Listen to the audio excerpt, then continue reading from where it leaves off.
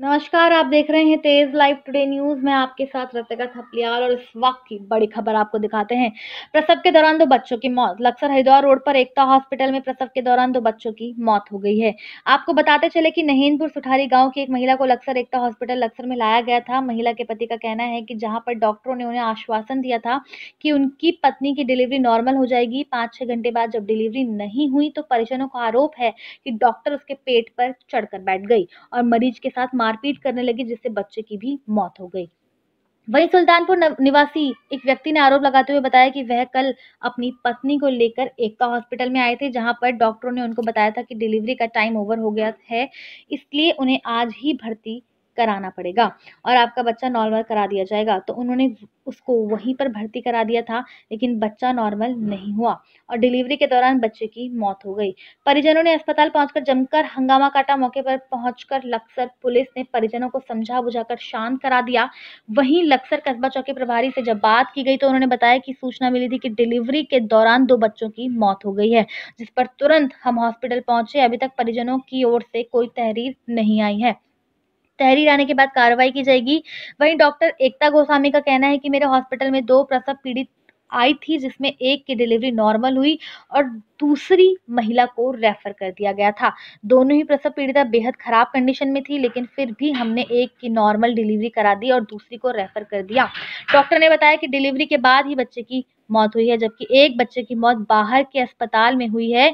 वहीं आपको बताते चले कि लक्सर क्षेत्र में यह कोई पहला मामला नहीं है और इससे पहले भी प्राइवेट हॉस्पिटलों में इस तरह की घटनाएं होती रही हैं और नवजात शिशु इससे पहले भी अपनी जान गंवा चुके हैं।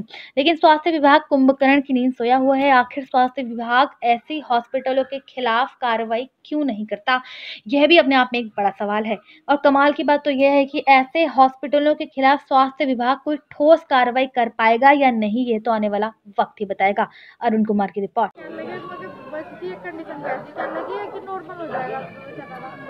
हम अंदर जा गए तो हमें जाने नहीं दे रहे थे और मेरा खुद देखा कि उन्होंने ना यहाँ से लड़की की बहुत छेद रखी थी, बाल तक के पकड़े इन्होंने उसके, और क्या तक की सोचो भाई, इस तरह का डंगर छोड़ते थे इन्होंने वैसे वो करा थे। और फिर क्या था, मुझे उठा के भर दिए तो इन्होंने कहा कि इस तरह खड़ी कर दी, इस तरह उसको खड़ी कर दी, चलो उठ खड़ी हो ना, उसको कुछ पिनहाया ना कुछ, ऐसे कैसे खड़ी कर दी। क्या मशीन लगा के जब सर क्या हुआ, रात 4 बजे मैं ब्लॉक वाले ने मुझे रेफर कर दिया इनके यहाँ हॉस्पिटल में।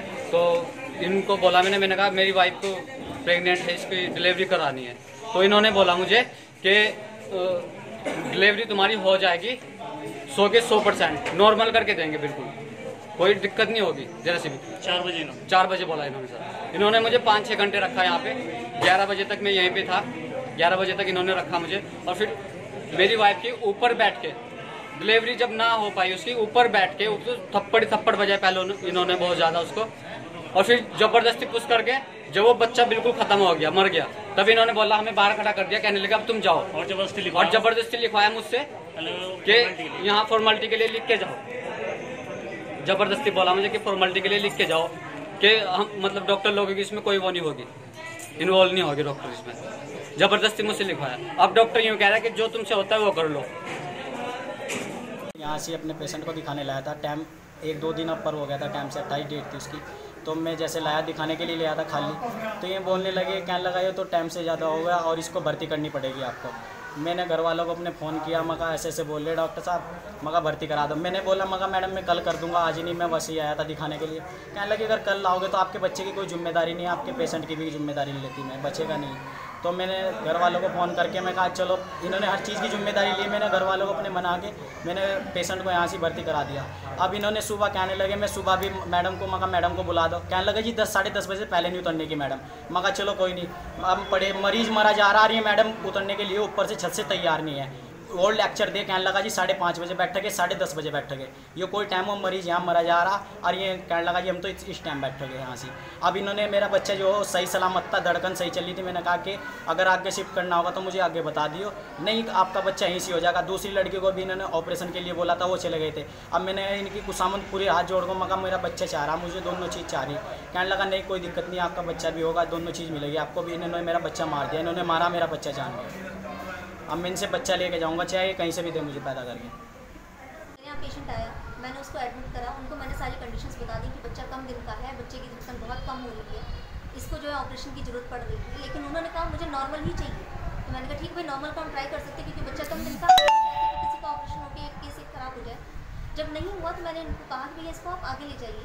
वहाँ इन्होंने ऑपरेशन कराया, जबकि यहाँ से कह के भेजा था बच्चे की कोई भी गारंटी नहीं है इसकी, बच्चा आपका नहीं, आपको ठीक आपको मिलेगा। ये वहाँ लेके गए और फिर वहाँ से वापस लेके आए हैं कि हम तो वहीं हंगामा काटेंगे जाके। अभी आए हैं, सूचना मिली थी कि जो डिलीवरी थी किसी केस की नैनपुर गांव की और एक सुल्तानपुर की, कि बच्चों की जो नवजात शिशु है डिलीवरी के दौरान मृत्यु हो गई है। थोड़ा गांव वाले आए हैं, अभी कोई किसी तरफ से कोई प्रार्थना पत्र नहीं आया है। हॉस्पिटल वाले इसमें उनकी ये परिवार वाले आ रहे हैं, जैसा भी इनका प्रार्थना पत्र होगा या ये जो भी कार्रवाई चाहेंगे, अगर एक कार्रवाई के लिए प्रार्थना पत्र देते हैं उच्च अधिकारी के आदेश से वो कार्रवाई की जाएगी, अन्यथा वैधानिक कार्रवाई अमल में लाई जाएगी।